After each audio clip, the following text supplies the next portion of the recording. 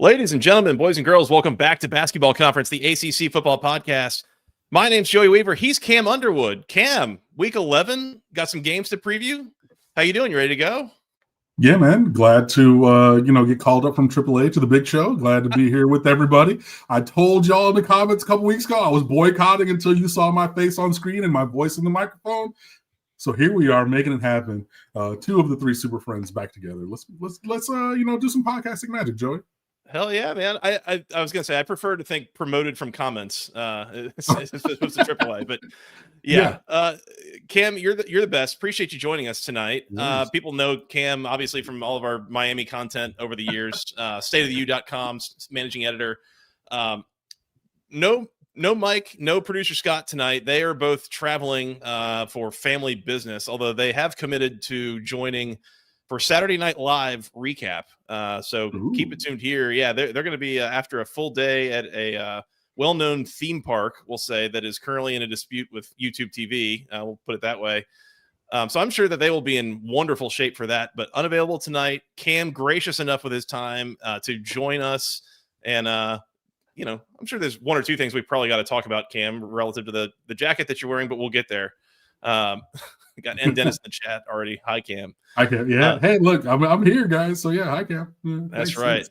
That's right. Cam, we're live, youtube.com/@the-ACC Football Podcast.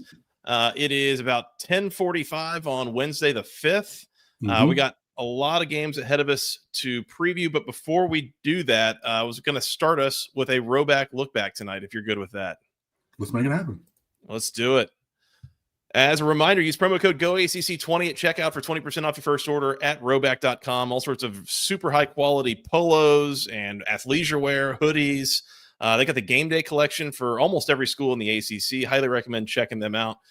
We love ours. You will love yours. They're quarter zips, actually, perfectly in season right now as it cools off. Yep. Just a good look. That's right. Go get quarter zip from Rhoback.com and use promo code GOACC20 at checkout for 20% off your first order. We'd appreciate that. Cam, Rhoback look back at week 10. Off the top, wanted to kind of give the people an update. So again, as mentioned, we're live on YouTube, but the people that have been following might know we've been having our issues with Spotify in the last week plus, as Spotify Cares, the support account on Twitter, is an ironic name. We'll say that, to say the least. We have gotten the audio reestablished. It is actually live on Spotify. You'll have to go find the show again, and please hit the follow button. Please rate as you are able. That would be super helpful for us. It is on Amazon. It's on iHeartRadio. It is basically everywhere that you would find audio podcasts, except for Apple. The Apple Podcast app is the one place that it is not, as we are struggling to get that feed to update using the new RSS. It's a little bit, technical jargon behind the curtain stuff, but we are working on getting that resolved. There you go, Cam. Thank you, man. Thank you. I am a faithful listener. So as you were saying, go do it on your Spotify. I have actually done it live on the air. So if I can do it, you guys can do it too. Come on. And look how quick and easy that was. Cam did it while I was just blabbering over here. So please, that would be helpful for the people if you could do that. Again, please follow, like, and subscribe however you do so. Spotify or wherever else would be really appreciated. And we'll keep you updated as we work on getting the Apple stuff resolved as well. Otherwise, the show continues to be here, and so you can come join us. Again, hit the like button, hit the bell icon. You'll be notified when we're going to go live in the near future to preview like this, to recap games on the weekends, whenever it's going to be. So appreciate the people doing that.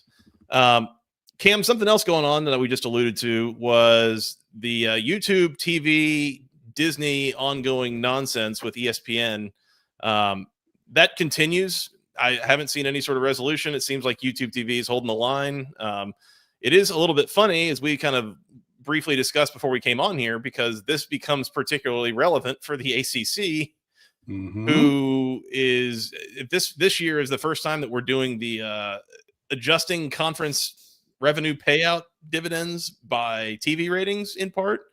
And now we're going through multiple weeks of college football. It would appear that the ratings are being significantly skewed by the lack of YouTube TV subscribers getting ESPN. And look, it's not just our games, but College Game Day had a big negative ratings move this past week, and personalizing things because, I am a Miami alum and I run a Miami website from Stuart Mandel to get a sense of how UTPV dispute is affecting ESPN's ratings. SMU Miami has the second lowest of the season so ESPN has shown an ACC game at noon for 9 straight weeks. So this is a ACC slot. Miami SMU was the second lowest rating, 1.5 million, down about 15% from the previous 5 weeks average.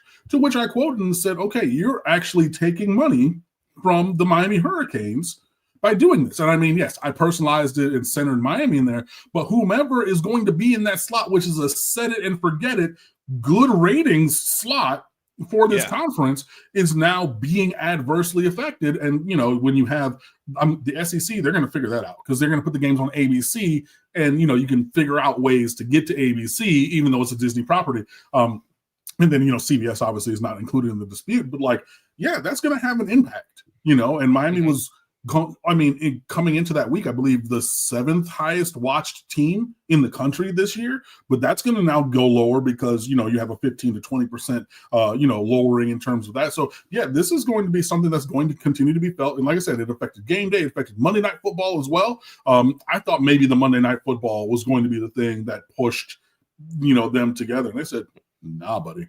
And so it's going to be very interesting seeing where this goes.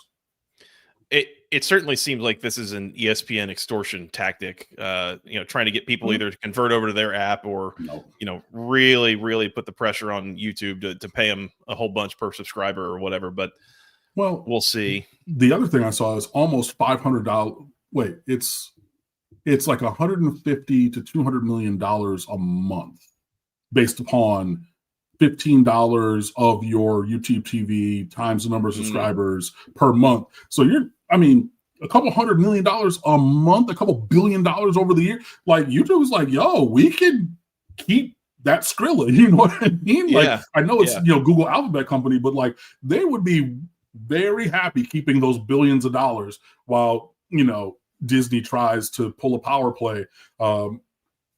It'll be interesting to see where it goes because it, again, has trickle-down effects. When you talk about the NIL, when you talk about, the revenue sharing at the college level and everything, it will be very, very interesting to see these trillion-dollar companies standing off against each other. The one other thing I did think about here, Cam, and I don't know exactly how this is going to work. I don't know all the details of the revenue distribution model here. Mm-hmm. But if we look at the games this weekend, who's not all that upset about what's going on? Who? Stanford and North Carolina, who are playing on the CW, which is still on YouTube TV. Let's go. Oh, yeah.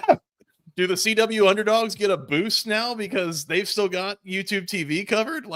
I don't know how this is all going to work. Do they take a couple weeks at the end of the year and just throw it all out because this is all kind of fugazi numbers now? I don't know what they do. That's a very good question, my friend. To one, I don't have an answer. Interesting. We will find out. We will find out. Cam, before we get out of the Rhoback look back at week 10, I figured it was only appropriate to give you the floor to give any post-game thoughts or reactions that you had. And obviously, as always, I made sure to go read The Good, the Bad, and the Ugly on State of the U later in the day. Excellent as always, but wanted to give you the floor to see what thoughts, reactions you had to the debacle that unfolded in Dallas on Saturday afternoon for your beloved Canes. This is just Miami continuing to do less with more.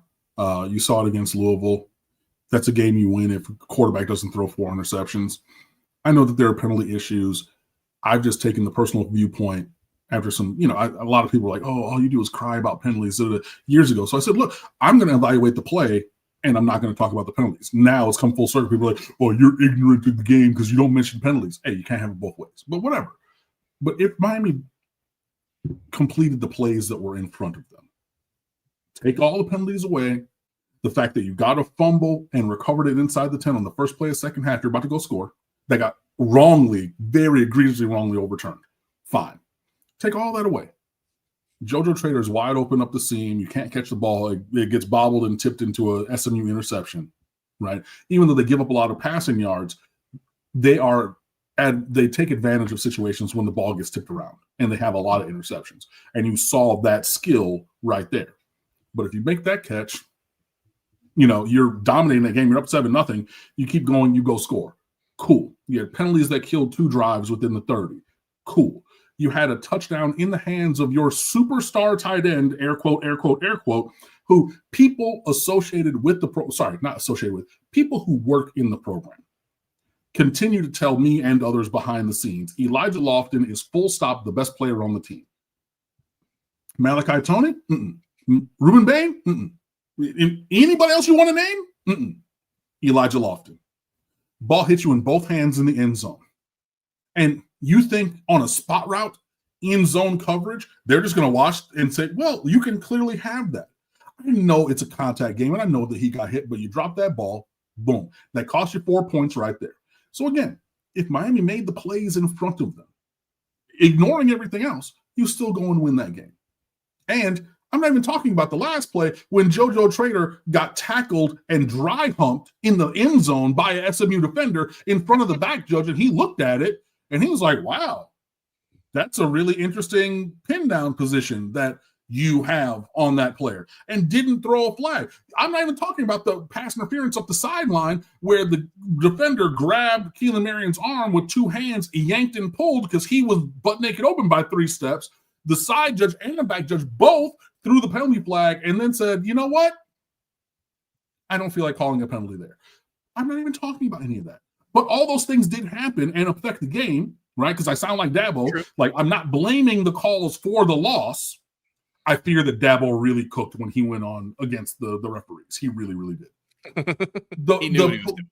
He did. But the calls affected the game, but they did not lose Miami the game. Miami, yet again, is finding ways to do less with more, and now puts themselves way behind the 8 ball. And I'm just going to leave it there. Please come on over and fan with us on stateoftheu.com. I wrote the good, the bad, and the ugly. We had a bunch of stuff. And it started, honestly, all of our recap stuff, all 3 of us, myself, Craig T. Smith, and Mike Schiffman, who write the post game, the recap, the 3 stars, and then I do the good, the bad, and the ugly. We all got to a point in there where we're like, I'm not going to say anything else because you saw what it is. It's stupid. It's underperforming. It's the same shenanigans and BS that we've seen, and I'm tired of it. To the point where I texted the Super Friends chat and I said, y'all can go F yourself. Don't invite me on for the recap. I literally cursed at them. And I know there was a delay before, Mike Scott and Joey responded. They were like, is Cam really? I was very, very angry. I don't even know what the movie is, but the character who turns red and he blows off the top of his head, that was me after that game. It was, I was so livid and irate because there's no one to blame but ourselves. And I know that there were the penalty issues and nobody to blame but our. Notice how I didn't say anything about multiple holding penalties called against Miami, which I disagree with. I didn't say anything. Notice how I'm not saying it's the referee's fault that Miami had 5 fake snaps and false starts on offense. Those are our issues. And for a disciplinarian coach who's been saying that we're going to fix it for 3 months and we're going to get it right for 4 years of his tenure, that we're at the point where we had 9 penalties in a loss against Louisville, and that I know that 3 of those penalties killed at least 2 drives, and then 12 penalties. I'm sorry, no, 12 and then 9. No, we had 12 this week, which killed multiple drives and whatnot. What are we doing? What are we doing? Yep. It's the same, it's the same story, different years. So I'm going to cut myself off there, but it's horrible, terrible, no good, very bad. And also the rankings with Notre Dame, who's the same 62 in Miami, who Miami beat, being 10 places higher. Oh, sorry, 8. No, yeah, because they're 8 places. They're number 10, and Miami is number 18 in the college football playoff rankings. It's asinine. It is stupid. It goes against the stated structures of the college football playoff committee and how they rank teams. The documents that they've put forward and the paradigm that they've said. It's not me. It's what they've said. They're going on vibes and eye tests and everything. Also, as well, in addition, however, for teams with the same record, where one team beat the other team. There are 5 such instances in the rankings right now. 4 of them had the team who won the head-to-head ahead of the team that they beat. Joey, my kingdom for a guess on the one team who was not ranked ahead of the team that they beat with the same record. Well, I mean, it would have to be Miami. The Miami Hurricanes. The only one. And look, it is what it is. I'm going to end it there. It's terrible. It's really bad. Miami has to win out and get tons and tons of help. If you want to know what that help is, I actually wrote an article about it because everybody was asking me about it. But yeah, this is in a terrible spot. And even if we go 10-2, but 6-2 in conference and miss the ACC championship game, wait, oh my God. Miami did that exact thing last year and sat at home during the college football playoffs. So far be it for me to expect the same result in getting something different. Yep. But hey, just what you get. I mean, yeah, I would give it an outside chance if they get a lot of help getting in. The thing that I hadn't really looked at or thought about with Notre Dame being ranked as high as they are is like, the thing that the committee always likes to go back to is like, well, they've got this win. They got a great win over someone. Notre Dame has great wins over Purdue, Arkansas, Boise State, NC State, USC, and Boston College. Like, is the USC win that good? Like, well, it's not that just good, by putting them at 10. Yeah, but to put them at 10, like with two losses in the No. So that might be a little bit of a branding play. I don't know. And it's I mean, I said that this was going to happen from the beginning because they're going to want to do that because of Notre Dame's cachet and everything. But also, they're literally talking out the side of their neck on, well, they lost to number 3 Texas A&M, so it's a great loss. And so either the Miami loss. Like, it can't be a great loss and not count as any kind of a win for Miami. You know what I mean? Like, it can't be both of those, but that's what they're trying to espouse and put forward. Like, it's a good loss for Notre Dame because that's a really good team and they're very physical and they got all this talent, da-da-da-da. But then when we say, hey, sorry, excuse me, teacher, we beat them, so that's good for us, right? No, it doesn't matter for anything. How? This is the kind of dichotomy. This is the disparity that I always talk about, specifically with the University of Miami. And unfortunately, we gave them the opportunity to do this again. I wrote it after the Louisville game. I said, to get to the playoff, we have to win out. Have to go 11-1. Otherwise, if you open that door at 10-2, it's going to be just like last year. Be like, Cam, no, you tripping, you crazy. Am I? Yeah. Because I don't think it looks like I'm crazy now. Yeah. While we're talking about it, yes, updated college football playoff rankings. Virginia 14, Louisville 15, Georgia Tech 17, Miami 18, Pittsburgh 24 for the ACC programs. It feels like if a couple teams win out, you might be able to get multiple teams in. One with an at-large, obviously, but a long way to go for that. Yeah, they're setting the ACC up to be a one-bid league, honestly. It feels that way. It would take a little bit of something for it to get a second bid, I think. Cam, can I ask you one quick question about the game last weekend? Just kind of a little thing. I was curious. When SMU kicks a field goal to tie the game with about 30 seconds left, and Miami gets the ball and just takes a knee, did that disappoint you at all? Because we were talking about on the recap, it's like, how much money are we paying Carson Beck? And like, we can't, you got to. I think they had a couple of timeouts. Like, we can't try to get 40 yards and get into field goal range for a really good kicker. Yeah, a little bit, but I also, if you're going to rely on analytics for like your 4th down goal or kick or whatever, and it suits your fancy, you can't then all of a sudden ignore them when it gives you a different outcome. So what Cristobal said is our analytics in-house, excuse me, gave the read, if you got a kick return across the 30 or 35, go try, take that step forward, try to make something happen. Since it was a touchback, since you get the ball on the 25, you're not in the field position that you kind of want or need to be in. So you say, hey, we're in a disadvantageous situation according to our proprietary numbers. So we're going to take a knee and we're going to go in. And honestly, it was a little disappointing, but I understood it, Okay. and you're like, I know that SMU's passing defense is pretty bad, but if you get a hold, right, or you whiff on something on a block, all of a sudden it's a fumble, you got the ball down deep. You've seen Carson Beck throw the ball to the other team a bunch of times. Remove this game because the one interception to this point was not his fault, right? But you've seen it against Florida up the seam on a ball that hung because he doesn't have a good enough arm. He just decided to dot up the Louisville secondary like you get one, he gets one, everybody gets one. You know what I mean? He's thrown the ball to the other team a bunch. And more to the point, it's been in key situations. And so when you put all of that together, I think you can say, let's take it to overtime. We've been able to move the ball when we're not in our own way with penalties, condensed field, confident that we can get 25 yards.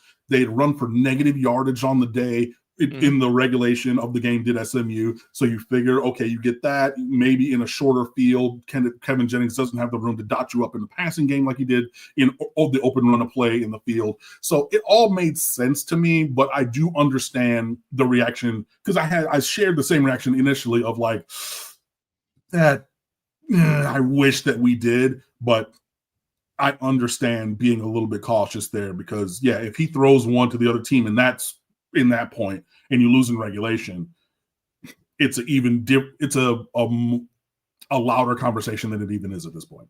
Right. Makes sense. That's fair. I mean, if they had a reason and a justification that, I'm kind of with you at that point. It's like, okay, well, at least there was a method to the madness and it wasn't just like, I kind of forgot or I just didn't think there was enough time or, like stuff like that. So anyways, okay. Well, fair enough. Cam, I appreciate you being willing to relive what was, again, that debacle that was last week. We can go ahead and flush it and move on. Last thing, before we get out of here, we got to do a little bit of accounting and or accountability accounting. Let's look at last week's locks. Mike, 1 and 2 on the week. He had Duke minus the 2.5. Oh yeah, because was Duke wasn't favored in that game? Hang on, we got that wrong. Hang on, Duke was an underdog there, weren't they? Yeah, they were plus 2.5, I believe. Yeah, they were plus 2.5. Mike got that right. Silly. Cal plus the 4.5 against Virginia.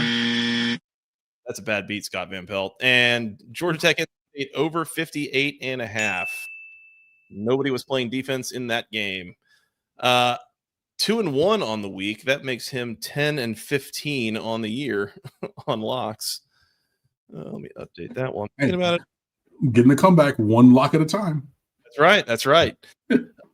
I was 1-1 on the week. I had UNC Syracuse under 45.5 and Wake Forest plus 9.5 against Florida State. And it's past the buzzer. This is full on.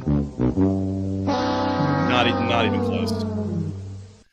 1-1 gets me to 9-14 on the year. Don't let me tell you that I'm good at this. And producer's pick of the week, he went over on 2 picks. He had Cal plus a 4.5. Once again, that's a bad beat. And Wake Forest plus 9.5.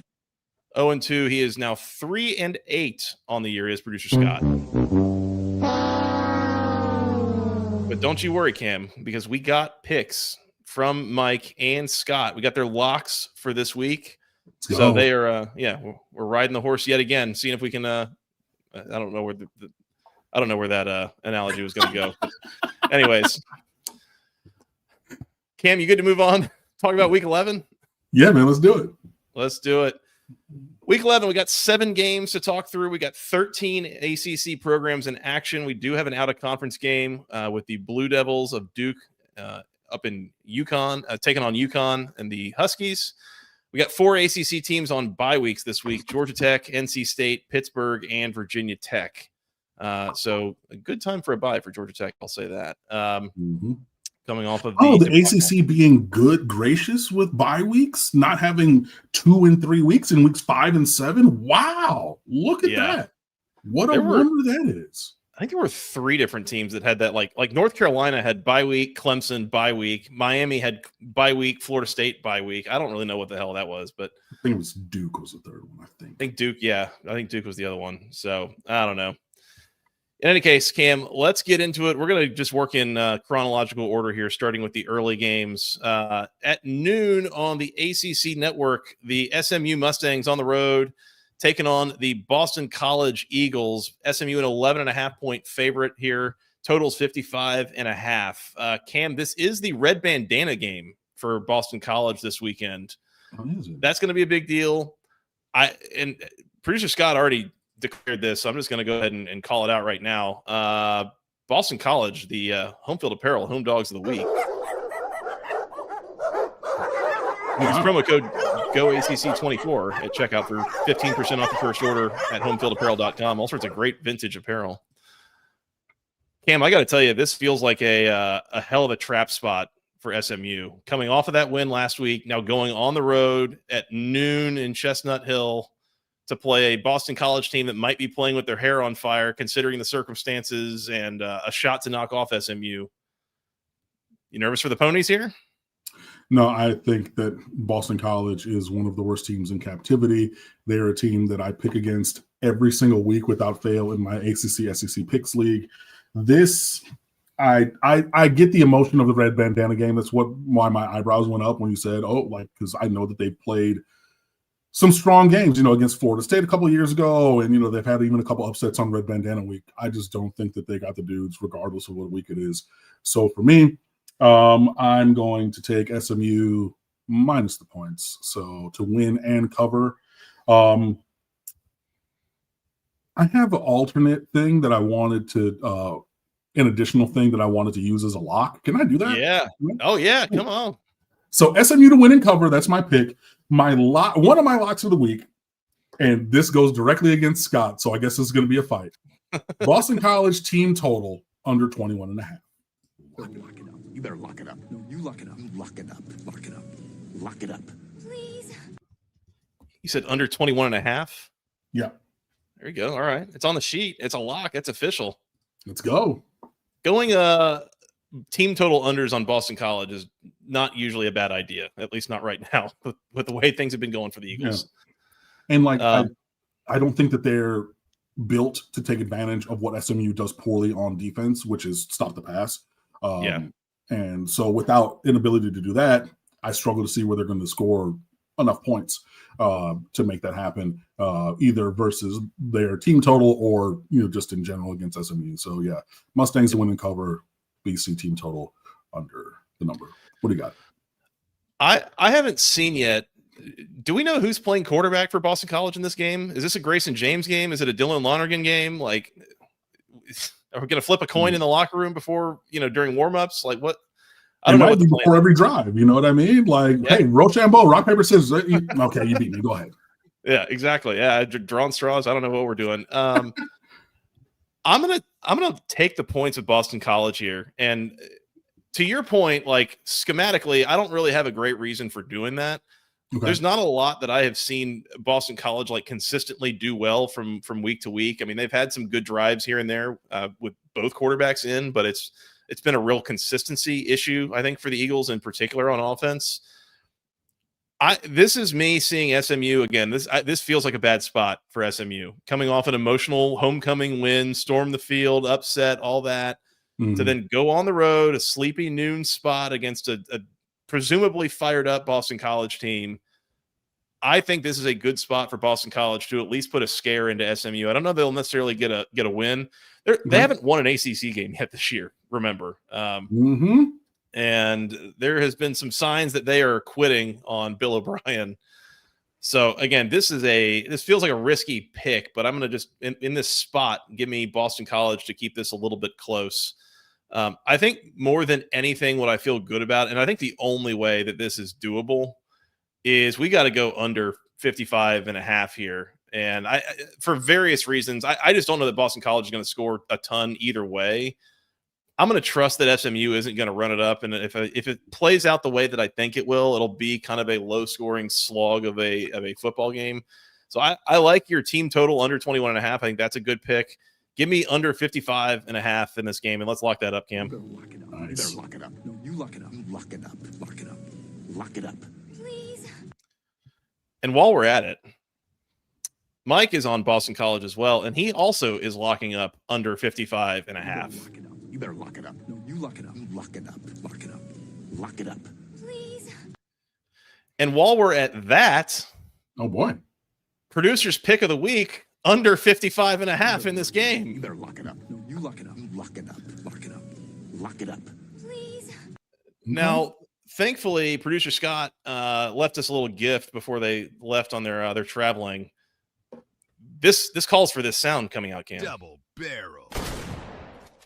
Double barrel locks, except this is a triple barrel lock. I didn't tell Scott we're going to need that sound too, because he does have one of those. Yeah, but we are all heavily invested in under 55.5 here. Shoot, I almost feel like adding that to my list to go on, the quad on that. My goodness. There you go. I think that the team total under, is in spirit, the quad under there. And the chat is saying Grayson James is starting for Boston College. Exactly. I'm actively getting texts from Mike and Scott as they watch the show, by the way. And I saw that reposted the stream, Scott, out there. I like it. That's right. All right, Boston College and the under for myself and Mike, and the under locked up for myself, Mike, and producer Scott. Cam, you've got SMU laying the 11.5 and Boston College team total under 21.5 locked up. Sure. Whew. That's a hell of a start. Once again, we're coming hot. Come on, guns blazing. You know how we do it. Hell yeah. Well, and producer Scott also reminds me that Boston College, one of only two home underdogs in these games this week, and the other one is UConn. So they're not an ACC team. So kind of by default, Boston College, the home field apparel home dog of the week. One more time, use promo code GOACC24 at checkout at homefieldapparel.com for 15% off your first order. All right, Cam, let's go to 3:30 on ESPN. Your number 18 Miami Hurricanes hosting the Syracuse Orange. Miami, a 28.5 point home favorite here. Total is 45.5. This is the part of the show where we get to do quick implied score math of 45.5, 23, 14, like 37 to 9. Is that right? Mm-hmm. Wow. Something like that. How are we feeling about the Canes this week? Is there a let SMU beat you twice kind of situation, or is this a make an example of them and make ourselves feel better? This is revenge from last year for the season finale, for one. And, I mentioned Boston College is one of the worst teams in captivity. Stanford is in that same cage so is Syracuse. I don't see how they're going to move the ball against Miami. So, and when faced with a similar talent level of opponent in Stanford, Miami covered the number. So that is my historical foundation for Miami to win and cover. Whatever. I'm a Miami alum. Lock it up. Hey. You better lock it up. You better lock it up. No, you lock it up. Lock it up. Lock it up. Lock it up. Please.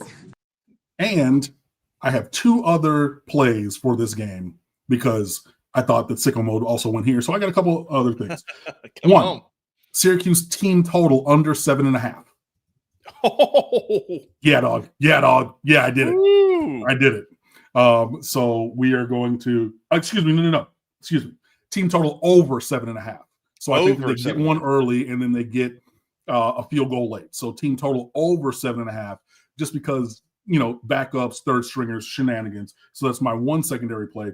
My other secondary play, I like this one because it's been few times this year that I've been able to see this kind of performance from the Canes. And I know that I am zagging when everyone else is zigging when you look at this team's performance. Miami first half minus 20.5. Give me that. So And I think that there's a world where those work together, because if Stanford gets, Syracuse gets their points later, and Miami comes out of the gate and is efficient and not killing themselves with penalties, touchdown, touchdown, touchdown, touchdown, boom, boom, boom. So something like 28-7, 28-3 at the half. Yeah. So Miami minus 20.5 in the first half, and Syracuse team total over 7.5. Miami first half minus 20.5. Hell yeah. That's, hey, I like it. It makes sense. I could easily see this. Go ahead. I'm sorry. It's over 20.5 in the first half. Not minus 20.5. Not minus. Over 20.5. Excuse me. That makes a little more sense. There you go. First half team total, man. That might be the first half team total we've had on the show. That's absolutely applies for Sickos picks. Yeah, so when I was doing my research, I was like, "Oh yeah, I got Sickos picks." And you're like, "Oh yeah," and I was like, "Oh shoot, wait, Sickos picks are non-ACC." So, like I said, I'm gonna sprinkle in a little bit of different flavor being in here this week. So let's make it happen. Whatever. Yeah, no, for sure. What do you got? I'm also landing with Miami here. I mean, I don't know that Miami has to score that many to cover this, because Syracuse has looked so listless on offense under Ricky Collins, and now last week with Joseph Filardi. I just don't see a way that they're going to score more than 10 points here. And I see your team total over, and if they do go over that, I don't think you're imagining that they all of a sudden put up 24 or anything like that against this Miami defense. Like, you're kind of grasping at it a little bit that they can get to 9 or 10, basically, I think. But to me, the bigger question is, like, at what point does Mario call off the dogs? I mean, because they've, as mentioned, I think it was a couple weeks ago, I forget who they played, but Miami went 5-1, I think, in their first 6 games, and I don't think they had scored 30 points the whole year. Like, everything had been like in the 20s, basically. If I'm remembering that right. No, USF 49-12. That's right. Maybe it was against ACC programs or power programs, whatever it was. Gotcha. So they haven't like really run up the score on a lot of teams other than that USF game.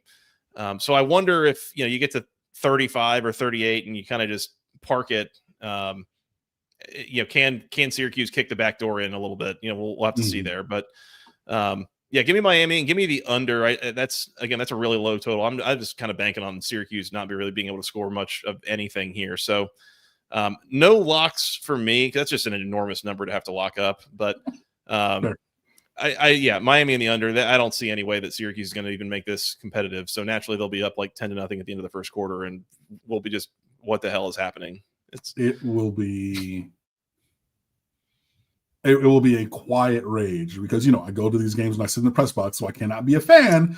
But my fingers will be doing it if that is what the state of affairs is. Woo, buddy, be shaking. Hands will be shaking as you're quiet there in the press box. Like, yeah, it's just one like there. What I forget what game it was. It might have been the Stanford game, because we came out really listless in the first half, to use your word. And the team was late coming out of halftime. And I'm like, paint must have been peeling in the locker room, bro. Because, they usually come out with like 4.5, 5 minutes left. And I'm sitting there, and, went to the bathroom, re-up my water cup. And I'm like, bro, it says 1:12 on the countdown to the second half. And the sideline is empty. Like, yeah, so I don't know, something like that. That was the one that it was, because we had locked up Stanford plus 30.5 or something in that game. Mario punching it in with like 45 seconds left that cost us on that. It's like, just get in the press conference, and if somebody asks, just say, I knew what the spread was. You're allowed to say that. Like, just admit it. Yeah, I think I picked Miami minus 34.5, and we won by 35. I was just like, yeah, run it. Yes, run it. Yeah, thank you. Let me get that. So keep going.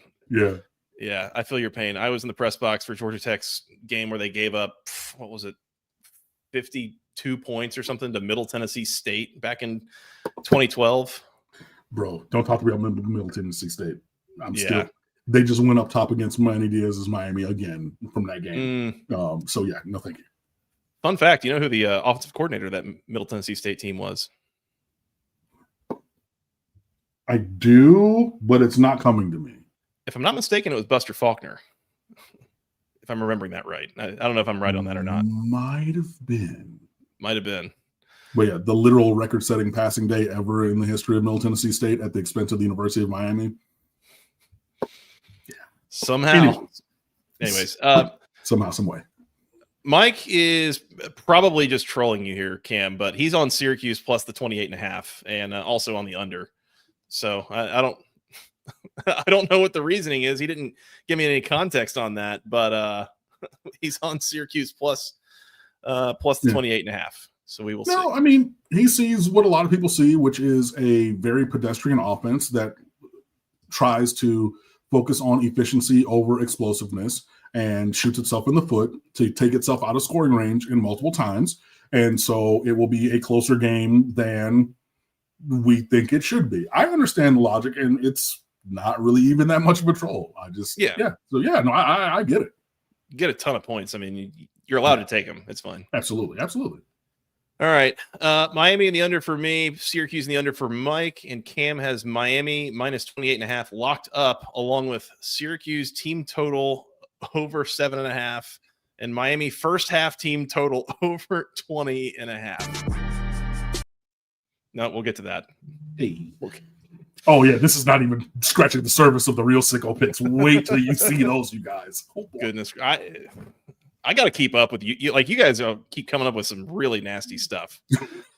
We'll get there. We'll get there.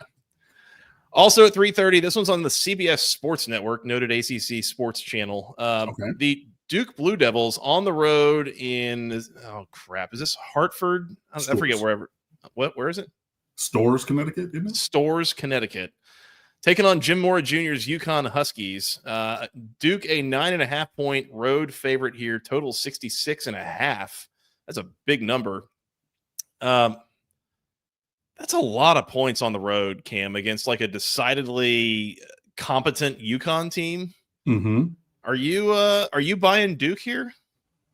I am buying Duke to win, but not at that number. So give me the points with UConn. And let's lock up. See, I had it at 65.5. So I don't know about that, but let's lock up the over. All right. You better lock it up. You better lock it up. No, you lock it up. Lock it up. Lock it up. Lock it up. Please. That's a high number to begin with. And it's high for a reason because both of these teams are going to score. Absolutely. Mike has Duke and the over here. I want to take the points with UConn here and join you. I feel like Duke is going to burn me if I do, but that's just a lot of points for, again, a competent team at home. Mm-hmm. Duke needs to be careful here because despite being 10-point favorites, like if they do some of the sloppy stuff we've seen them do a few times this year, turn the ball over and such, like this UConn team can beat them. So careful, I would say. We agree. I'll take the over as well. I don't have a whole lot else on this game, honestly. Really quick preview there, but I do think Duke wins, but I think UConn is able to keep it close. UConn coming off of a 38-19 win over UAB. I think that was last week. So that's maybe a decent UAB team, but yeah, UConn been scoring a lot of points this year. So didn't they already send Trent Dilfer back to retirement? UAB, didn't they get rid of him? They did. So was it? I mean, somebody was saying it was it Chris Mortensen's kid as the interim there? Yes. UAB football. But I mean, we've seen teams fire their coaches and become competent or better than they used to be. So yeah. Oh, for sure. Well, yeah, the overwhelming sentiment was like, how bad did they hate Trent Dilfer? If like they were terrible, they fired him, and then all of a sudden they're playing hard for Alex Mortensen, Lil Mort, as I think he's referred to. So nice. Yeah, careful, Duke. I think they should be okay, but there's a path to losing there. All right, UConn and the over for myself and Cam. Cam has the over locked up. Duke and the over for Mike. So I think we're all kind of in agreement that Duke wins this game. It's just a question of what is our margin. Yeah, sounds good. And because I have nowhere else to slot this in, let's just go ahead and knock out our other ad read. Reminding the people about section103.com. If you need something to wear to this game, Duke against UConn, go to section103.com and find some good Georgia Tech wear to go wear that. T-shirts, sweatshirts, hoodies, things for men, women, children, babies, something for the whole family. They got polos. They got the Felice Bobby Dodd sweatshirt is back in stock. They got hats. Yeah, they got all sorts of great things. Go check them out. Use promo code GOACC at checkout for 10% off your first order. I love mine. It's all officially licensed, all the official word marks, the official Tech Gold. It is the highest quality Georgia Tech apparel on the internet. Go check them out. And they've also got LSU, Kennesaw State, Georgia Southern apparel. Go check it all out. Section103.com. Once again, use promo code GOACC at checkout for 10% off your first order. Shout out to Steven and the gang. Appreciate their support as always. Do it. Nice. And yeah, wear those opposing team colors. I wore my orange Miami jersey when I went to Michigan Air Force when I had to evacuate for a hurricane years ago. So there you go. Do it, man.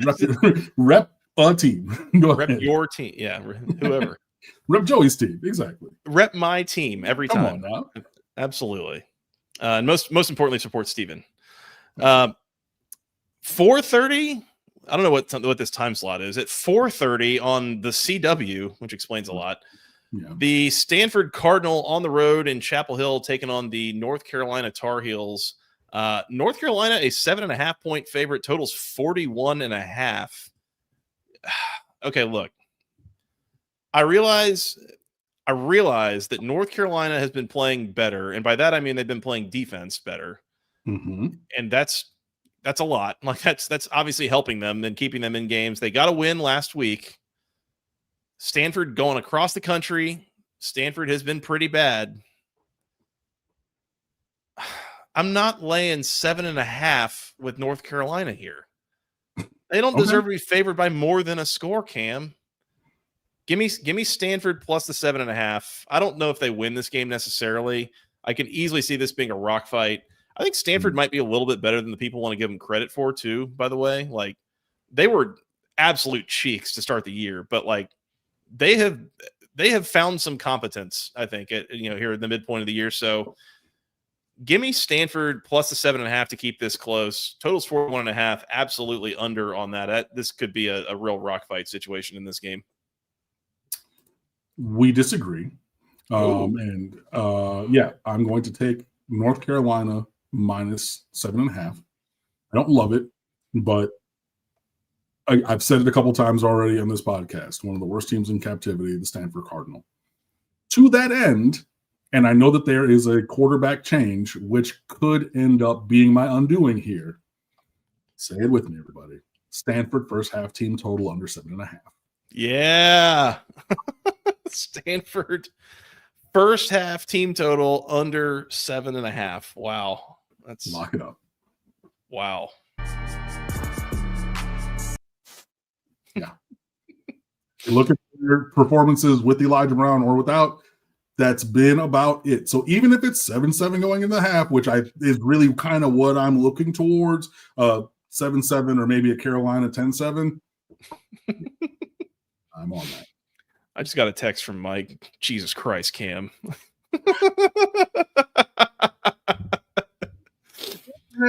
Had to keep your vibe alive here, Mike. Come on, baby. Right. And again, we haven't even gotten to the real sicko stuff. Just you wait, my friend. Shout out to Stanford football updates in the comments here, who mentioned and reminded us about the QB change with Elijah Brown. Mm-hmm. Second of all, you are sick. Yeah. I mean, I saw this team, with my own two eyes. They're so bad. They're so bad. And I know that Elijah Brown is a measure a little bit better than what they had been throwing out their quarterback. But yeah, first half team total under 7.5. Yeah, I just don't see it for him. Stanford's defense to me has been like okay. Mm-hmm. And that's plenty to slow down what is a pretty horrendous North Carolina offense. I mean, and I realize that North Carolina has had a lot of very, very near misses scoring touchdowns in the last couple of weeks. So some of those scores should have probably been a little bit more inflated than they were, but they're still having a tough time of sustaining drives and all that. So yeah, I think Stanford can keep this close. Again, this could be real, like a 17-13 kind of situation, something like that. By that logic, Cam, under 41.5, lock it up, baby. Let's go. Nice. Lock it up. No, you lock it up. You lock it up. Lock it up. Lock it up. Please. Yeah, so you're banking on it going that way. I'm banking on a couple of those near misses on the Carolina offense side connecting this week. I don't know that they're going to, but, hey, we'll see you, on the weekly recap. Yep. We will find out. I just expect this to be a total, rock fight. But again, under 41.5 at this day and age of college football is a good old hold on to your butts special of praying for a lot of punts and failures to finish drives. We'll see how this one goes. Yeah. Oh no, he dropped that ball on third down. Such a shame. Kick it. Darn. Yeah. Oh, he missed a field goal. Oh man.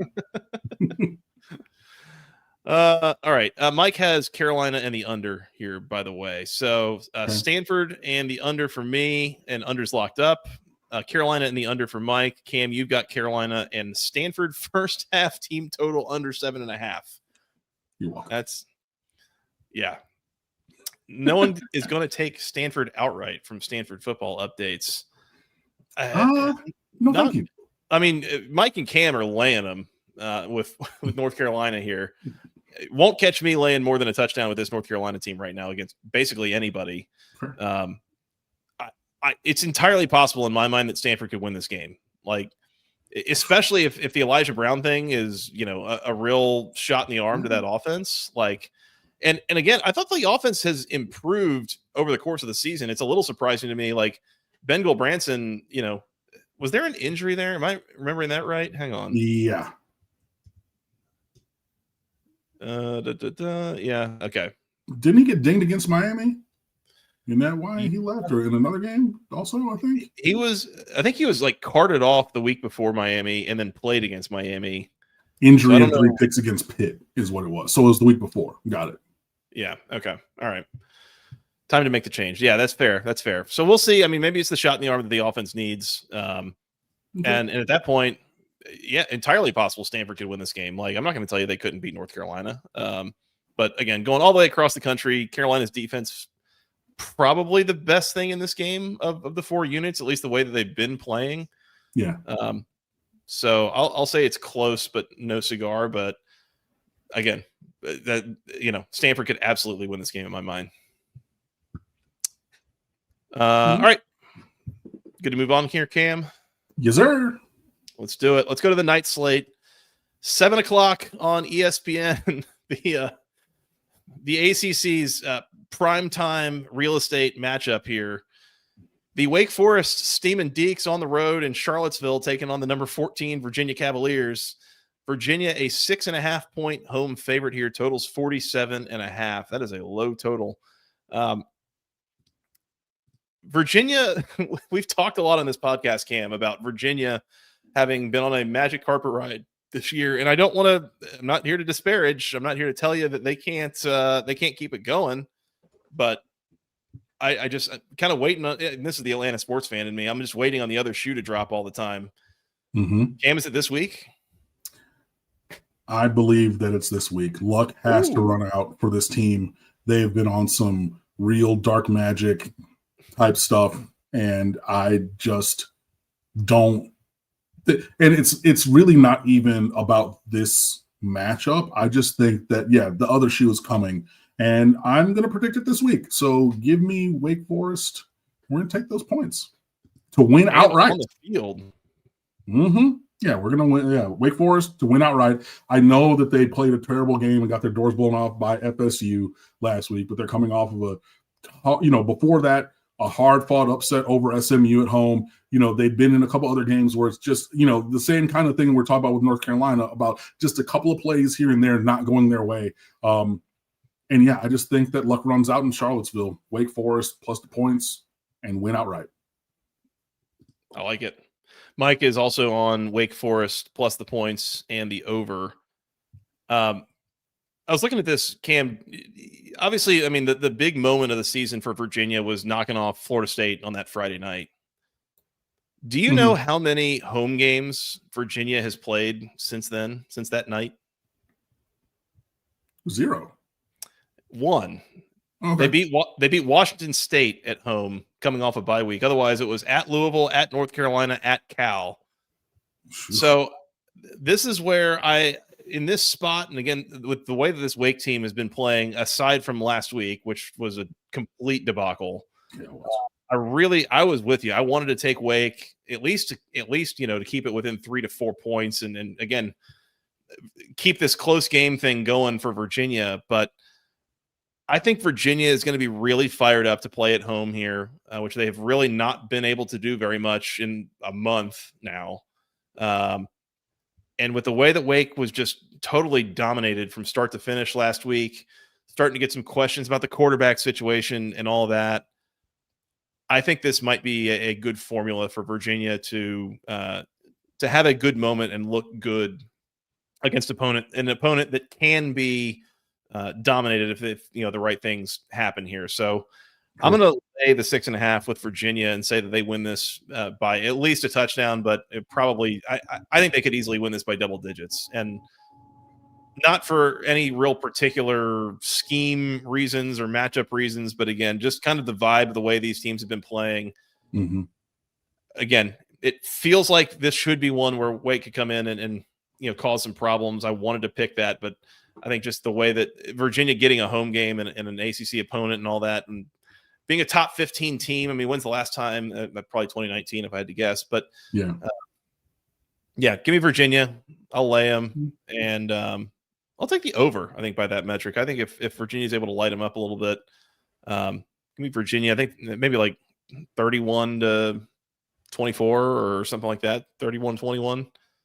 So Virginia in the over for me. Mike's on Wake in the over here. Got it. I don't know if Mike has Wake on the money line. He certainly has the points, but did not note that he has him to win necessarily. So I'm sure he'll text me in about 45 seconds, letting me know what his thoughts are. In any case. All right, Wake and the over for Mike. Wake money line outright for Cam. He says maybe outright, probably spread. So there you go. Lay him with Virginia and the over for me. Good to move on here, Cam. Yeah, that's all I got on that one, man. Let's move on to the second elite matchup of the night in the ACC. Cal at number 14, Louisville. The Golden Bears on the road taking on the Cardinals. Louisville's a 19.5-point favorite here. Total is 50.5. This is a huge number. And Louisville plays better at home. I do think that this defense is going to be problematic for JKS, trying to throw against, trying to handle against pressure that they're probably going to be sending. Feels like a good matchup to me, Cam. How do you feel? Feels like a good matchup for Louisville for me also. The only thing that gives me even a modicum of pause is the fact that Isaac Brown is going to be out for a few weeks. The superstar, super fast running back from Homestead, Florida, who wanted to be a Miami Hurricane, who we told to kick rocks and go elsewhere.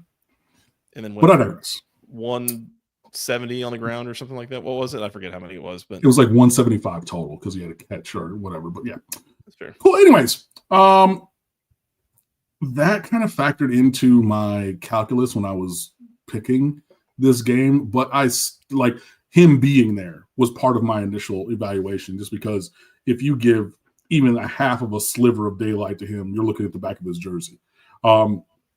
Still, I just think these teams are going in different directions. And I think that Louisville is going to be a team who is very, very pissed off and should be, because even though I know Miami has an argument to be ranked a little bit higher in the college football playoff standings or rankings than they are, Louisville has an even louder, better case to be higher than they are at, with only one loss. It's asinine that Notre Dame is ranked 4 places above Louisville, who Louisville beat Miami and Miami beat Notre Dame. And it just, you know what I mean? So I think that they're going to come out and try to prove a point. I think the Jeff Brahman company are going to feel slighted, and it's all bulletin board material for them. So Louisville minus the points. Let's go. I worry a little bit about the look ahead factor here for Louisville because next Friday they've got Clemson in town, and not that Clemson has been great and Louisville beat them last year, but like you've seen a bunch of guys with orange helmets with tiger paws on them coming in, and like that's exciting, right? Like that's Absolutely. at this point in college football, like that's meaningful still, even with what Clemson's record is and has been so far this year. So I worry about that a little bit, but I think I'm with you. Lay 'em with Louisville. I think this is a good matchup. They should be able to kind of run and hide here. Maybe Cal again having to travel a little bit across, most of the way across the country. Kentucky's a little closer than North Carolina or Massachusetts or whatever. But Right.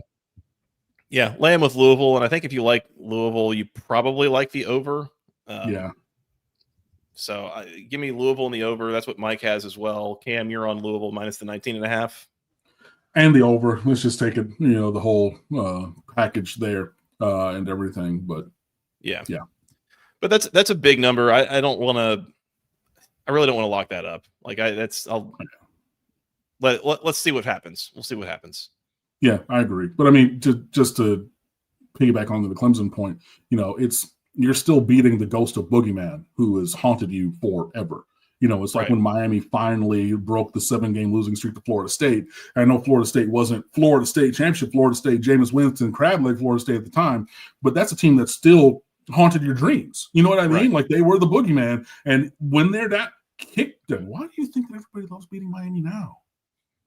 Because we ran roughshod over college football for so many years. Like, well, yeah, it's been 20 years of get back, but remember all those times in the long past? Like, we're still going to get our pound of flesh. So, yeah, like I think that it's really everything is in front of this team, and I am projecting a measure of success onto Louisville this week that I tried to project onto the University of Miami last week that they did not fulfill. So, yeah. I don't know if they're going to befall the same fate, but that's where my mindset is: handle business and then move on. Yeah. Yeah, to your point, yeah, it's not the guys on the field or the guys on the sideline that you're trying to beat. It's the logo on the helmet that you're trying to beat. And so understandable on that. All right, Louisville and the over for all of us. Let's move on. Last game of the night. It is the throwaway, unimportant spot that we'll see if anyone's actually watching this. Oh, boy. It's 7 o'clock on the ACC network. It's the ACC also rans. Florida State on the road taking on Clemson in Death Valley. Clemson's a 2.5-point favorite here at home. Totals 56.5. I locked up Clemson last week against Duke. Yeah. They had it until there was less than a minute left. Mm-hmm. And again, they're a 2.5-point home favorite. That's all I've got to do is lay less than a field goal with Clemson at home. And Vegas is just letting me have that. I don't know if I've learned my lesson or not. Cam, you're not taking the Noles. No way you're taking the Noles in anything for any purpose at all. I mean, I am objective.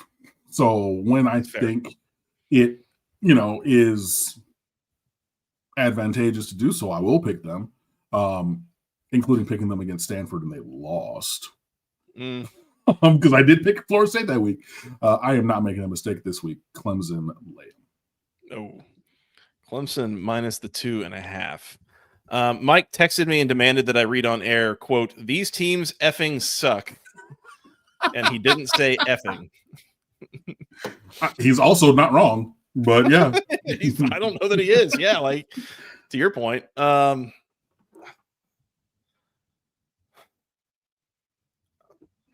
Yes, Joseph. Share with the class. Give me Florida State in the points. I get Florida State outright. Like at least Florida State looked good last week. Like, and they showed some care and some not quit that I wasn't expecting. And but the way that they put it on a Wake Forest team that's been plucky, like solidly decent, that's impressive. And if you can go into this game and continue to do that, like this Clemson team has shown that they're not the best at putting up a fight and playing complete games. Now, Clemson scored 45 points last week, which maybe I don't know that their offense is necessarily figuring it out. Maybe that's a Duke Manny Diaz defensive flaw. But Florida State outright. I guess give it to me, and I think they go in and win the game with the way that they played last week. And yeah, but I'm sure nobody will be watching this. You locking that up, buddy? I'm not locking it up. Okay, I had to ask. I mean, you know who is? Ooh. Mike is locking up Florida State plus 2.5. Lock it up. You better lock it up. No, you lock it up. You lock it up. Lock it up. Lock it up. Please. Dang. We got Michael Smith in the comments. Very passionate. Florida State's going to win this. They're going to win a big road game. They'll also beat Florida, which, wow, man, the Florida State game this year is going to be a phenomenal. Yeah. Am I allowed to say triple fight? Is that like a? Well, you already said it. It's going. Yeah, a battle to see who's the tallest man in Littleput. I guess but hey, Lilliput. Sorry, not Littleput. But yeah, you know what I mean. It's going to be a very interesting matchup for sure. And Michael Smith was also talking about Stanford actually being close on the scoreboard through the time in the game against Miami that they were. But I again respectfully submit that was more about Miami than Stanford. But yeah, fair enough. Florida State on the field for me, and I guess over 56.5. Why not? I could see this being a, under the lights, a bit of a more defensive game, but I'm going to say that there's some points scored by both of these teams. They both scored a lot last week, so yeah, surely that's an indicator of what will happen this week. Mike, as mentioned, Florida State plus 2.5 locked up, and then it also has under 56.5. Cam, you are on Clemson laying them, thinking the Tigers get it done at home. Yes, sir. It's bizarre to me, like the way that Clemson, for the longest time, was basically unbeatable at home, and now has lost multiple times this year. To, that was in that Syracuse program at that point was a different animal than I think the one we've seen ever since. That was where Steve Angeli went down late in the game, but and then losing last week to Duke, I couldn't believe it. So, in any case, all right, that's all I've got on week 11 games here. Cam, you want to recap our locks here real quick? Yeah, let's do it. Let's do it. Me, Mike, and producer Scott all have under 55.5 in the SMU Boston College game. Cam, you had Boston College team total under 21.5 in that game. Hell yeah. Cam also has minus 28.5, Miami minus 28.5 against Syracuse in the afternoon. You also have over 66.5 in the Duke and UConn game at the same time. I'm on under 41.5 in Stanford, North Carolina. And then Mike has Florida State plus the 2.5 at Clemson Saturday night. Oh, and I got my Stanford first half team total under 7.5. Stanford. Oh yeah, that's right. Can't forget that. Don't forget it. My word. That is outstanding. Thank you. For the record, while I'm looking at it, you also had Syracuse team total over 7.5 and Miami first half team total over 20.5. That is outstanding. Good work. Thank you. I feel good about all this. right. Cam, can I before we work on getting out of here, can we do one more thing? Let's go. I don't care. I'm Sickos. Sickos picks of the week. We finally get to play the full sound effect here. See where it stops. There it is. There we go. All right. Sickos picks of the week. Let's start with last week's picks. Mike had Michigan State team total under 20.5. Did that hit an overtime? I think that was an overtime game. It went under the team total. That's something. All right. He had Hawaii plus the 2.5 against San Jose State. And he had Oklahoma State plus 24.5 against Kansas. He texted me, "You bet your ass it hit in overtime." 2-1 on the week. He is 8-10 on the year in Sickos picks of the week. I had Wazoo minus the 3.5 at Oregon State. Oregon State scored 10 points and won outright in that game, if I'm not mistaken. That was a Sickos game, it turns out. Jeez. And then I also had UTSA plus 5.5 against Tulane. They won that game outright by a lot on Thursday night. That was a fun watch. And 1-1 on the week leaves me at 8-4 on the year in Sickos picks of the week. And then finally, producer Scott had West Virginia plus a 14.5 against Houston. They won outright on the field, covering 2 touchdowns. Hell yeah. Purdue plus a 21.5 at Michigan. That got home. And then had Rice plus a 14 against Memphis. You know, it happens. 2-1 on the week, though. That's a winner. And Scott up to 5-8 on the week. Cam, you have been itching to get your. You asked earlier, how many am I allowed to bring on the show? I was about to text back with the Mean Girls, the limit does not exist gif, and instead gave you the push it to the limit gif. Let's go. You want to start? Yeah, man. So piggybacking on one of your teams from your Sicko Mode picks last week, we're going to go to good old San Antonio, Texas. Yeah. USF UTSA over 67.5. Yeah. This is tomorrow night. This is Thursday. Yeah, this is a Thursday game. So I was very happy to get on here Wednesday night to be like, okay, let me get that because yeah, both of those teams, even if they just hit their per game averages, hit over. Like, you know, so yeah, excited for that one. So over 67.5. Track meet. All right. Yeah. All right. What do you keep got? going. Dump Keep on. going. My bad. Yeah. Cool. So we're going to go to the exact opposite end of the spectrum. Oregon, Iowa under 40.5. Yeah, rock fight. That one's going to be real. I like that. My third That's one in Kinnick. Yeah, it's in Kinnick.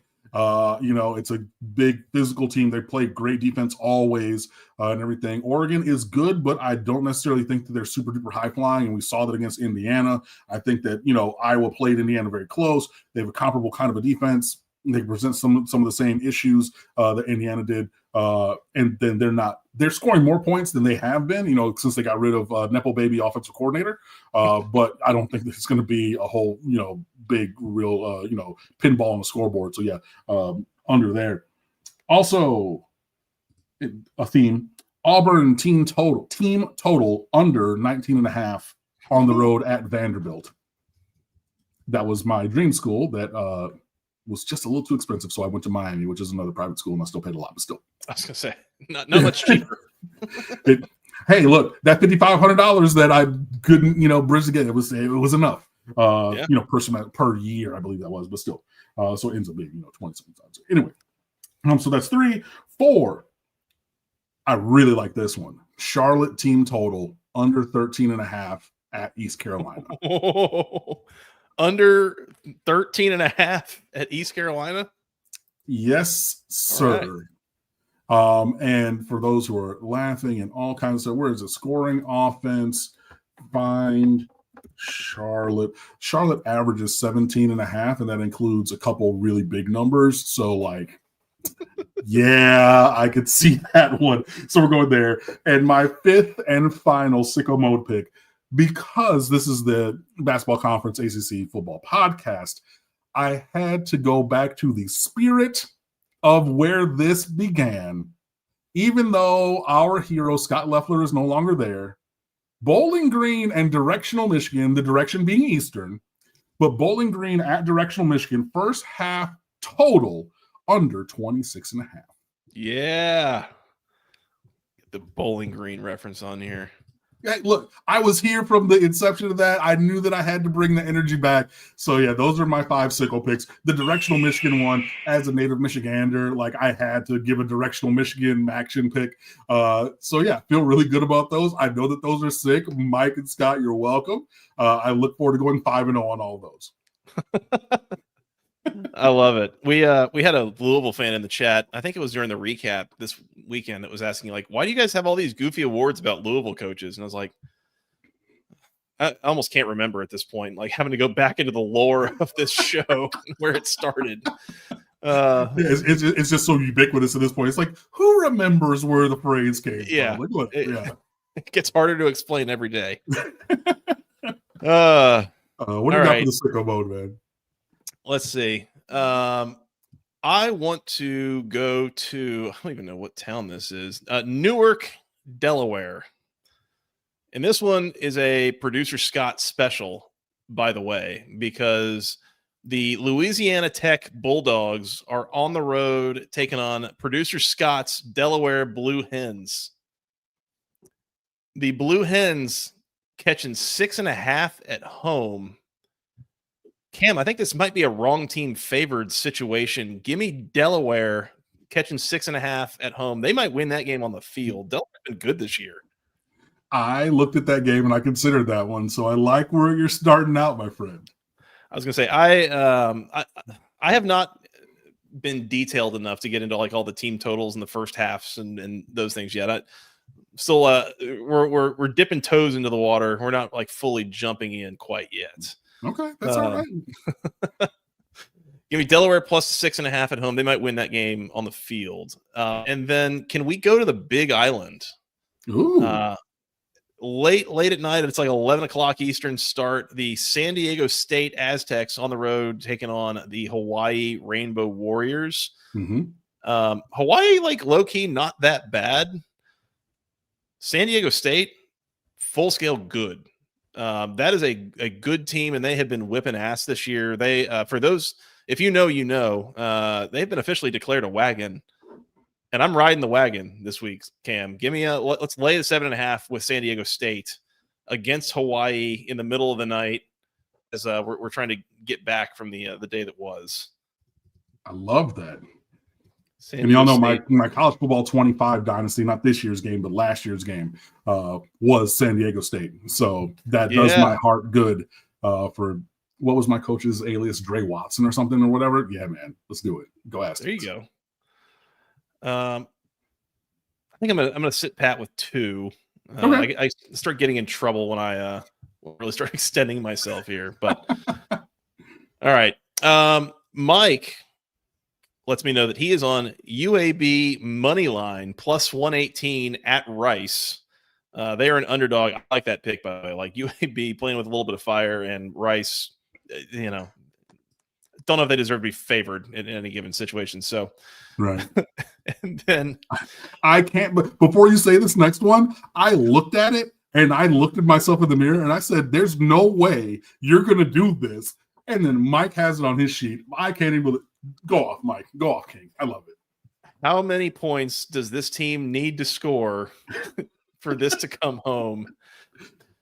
The Citadel is catching 54.5 from Ole Miss in Oxford. Mike is on the Citadel catching more than half a century here. So Citadel plus 54.5 against Ole Miss is his second one. And then his third one, he has Arkansas State team total under 26.5 against Southern Miss. That is down the card somewhere. Yeah. Another one that I was considering, or what was in my early evaluation. But yeah, I looked at the Citadel line and I thought about it. I said, I'm not taking 54.5, but the good old Mr. McDaniel is. So I can't wait to see how that goes. That's right. And then producer Scott lets me know that he is on Northwestern plus 14.5 in the Coliseum, taking on the USC Trojans, which 14.5 against USC at home for a Northwestern team that I don't know how much they're going to score. Yeah. Good luck, Scott. Couldn't be me. Ditto that. Good luck. He also is going to Las Vegas. It's not really the Strip, but it's kind of close to the Strip. It's right there. He's got Colorado State plus 4.5 against UNLV. Didn't Colorado State fire their coach, and isn't UNLV good? Why is that number what it is? I couldn't tell you. Yeah. Wait, no. This is sorry. He had it at UNLV. This is actually in he had versus UNLV. I'm just bad at reading. Okay. Colorado State plus 4.5 at home against the Running Rebels. That'll be that could be the Dan Mullen special. We'll have to see. And then finally, Cam, you will like to hear this. I love it.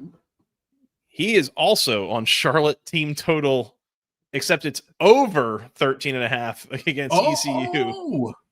We got a sicko fight on on Charlotte, East Carolina team total. I love it. Fight. It was BYOG, bring your own guts. I haven't dropped that one. I love this. Yeah, that just made my day. Scott, you're going down, buddy. Oh, man. All right. To recap, Cam, UTSA, USF over 67.5, Oregon, Iowa under 40.5, Auburn team total under 19.5 at Vandy, Charlotte team total under 13.5, Bowling Green, Eastern Michigan, first half under 26.5. Bingo. I got Delaware plus a 6.5 at home against Louisiana Tech, San Diego State minus 7.5 at Hawaii. Mike is on UAB outright against Rice, Citadel plus 54.5 at Ole Miss, Arkansas State team total under 26.5 against Southern Miss. And then Scott is on Northwestern plus the 14.5 at USC, Colorado State plus the 4.5 at home against UNLV. And finally, UNC Charlotte, just Charlotte. Team total over 13.5 at ECU. Those are your Sickos picks of week 11, Cam. Nice, man. Yeah. Feels like a pretty thorough preview here. Absolutely. And like those picks definitely met my level of estimation. And I know I sprinkled a couple ACC sicko adjacent things in also, but yeah, no, that definitely lives up. And I'm excited to win my sicko bet fight over producer Scott because we both picked Charlotte. That's awesome. We'll be reporting out on the results here. If you finish 5-0, that probably means you're the season champion, if I had to guess. But we'll come back to that either on the recap or on next week's preview. I can keep sending them in to you every week. I mean, look, I can, I know where to get to you guys, so I'll lob a couple. Keep sending them. I'm with it. We'd love to have you with us. No worries. Cam, this has been awesome. Thank you so much once again for your time. Really appreciate you joining tonight and pinch hitting here for Mike and Scott being unavailable. Do you want to tell the people real quick, by the way, where they can go find your stuff? I know this hasn't been like a Miami-centric episode, but just in case they're looking for it. Yeah, man. Appreciate it always. It's good to get in here and get a full show of co-hosting reps in. My third podcast of the day across different outlets. So very well practiced. But yeah, Cam Underwood, State of the U is the website on SB Nation. So stateoftheu.com is where you can come on over and fan with us. We are one of, I believe, the leaders of commentary and analysis for the Miami Hurricanes. We have a great staff. We have great content. We're always there. So storm and sunshine, win or loss, we're not front runners. I'm an alum. I think half of our contributing staff are alums of the University of Miami. Few, though, there are in the wild, but I am one of them, and so are we. But we're always there and everything, and we love to interact with people, and we try to bring you guys great content. So stateoftheu.com is where you can find us.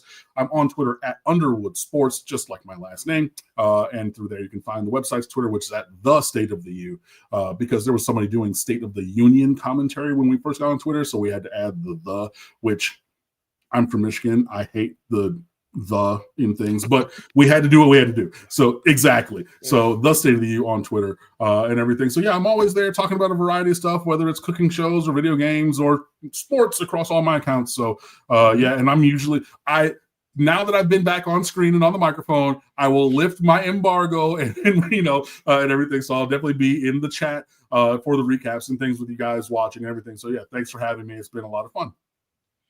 You're the best, Cam. Really appreciate it as always. You're a wonderful contributor to the show, and we appreciate it as always. Last text of the night, Mike says Cam can join the Sicko segment anytime. So there you go.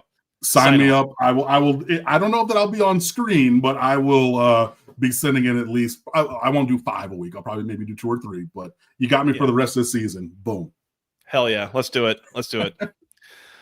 Cam, let's work on getting out of here so we can go watch some games. And then, as mentioned, I think Mike and Scott are going to try to join from their vacation and do the recap live Saturday night. So we've been doing these on Sundays, but Mike being on vacation will not have any other obligations Saturday night. So we'll be live here, youtube.com/@the-ACC football podcast. Please hit the subscribe button if you haven't already. Hit the like button, hit the bell icon. Those things would all be super helpful for us. We appreciate it. As mentioned, we're also on Spotify. You might have to go find the new feed. Amazon, we're trying to get the old one back, but you might have to go find the new one. Apple, we're working on it. we're doing our best, and we appreciate the people sticking with us and hanging in there. And this isn't fun to deal with, and it's especially not fun in week 11 to be dealing with crap like this. But here we are, and we're doing our best for you. But appreciate the people sticking with us. As mentioned, follow us on Twitter. I'm at FGS Joey. He's at Underwood Sports and at the State of the U. We said on Twitter. Yeah. Mike is at Mike McDaniel SI. Together we're at BC Podcast ACC. You can send us an email, basketballconferencepodcast@gmail.com. Nailed it. Thank you. Otherwise, we're elsewhere on the social media, but go find us. And lastly, most importantly, youtube.com/@the-ACC Football Podcast. We'd appreciate you following us here. Cam, this has been a ton of fun. Really appreciate your time and making time for us. Hell, for a third podcast of the night, the sweet sultry tones are as sweet and sultry as ever. I'm impressed with the voice. You got the endurance going. Hey, man, I mean, I'm a trained singer and everything, and I took a nice little break, a little vocal rest between each recording. So, trying to bring the quality to the people. But yeah, man, it's been a lot of fun. Always good to be here, even though it's only one of the Super Friends, and the other Super Friends by proxy and text and everything. But yeah, it's always great to be here with you guys. Thanks for having me. I'm glad to keep the seat warm for Mike and Scott when they come back, and I'll definitely be around. So I'll see you guys soon. Yeah. Well, we'd love to have you back on sometime soon. All right. Absolutely. All right. Let's get out of here. Let's go watch some games, and we will come back and recap them again, probably Saturday night. So keep it tuned here. All right. For that guy, Mr. Cam Underwood, I'm Joey Weaver. Thank you guys so much for listening. We'll talk to you again very, very soon. Enjoy the games. And until then, go ACC. Go ACC.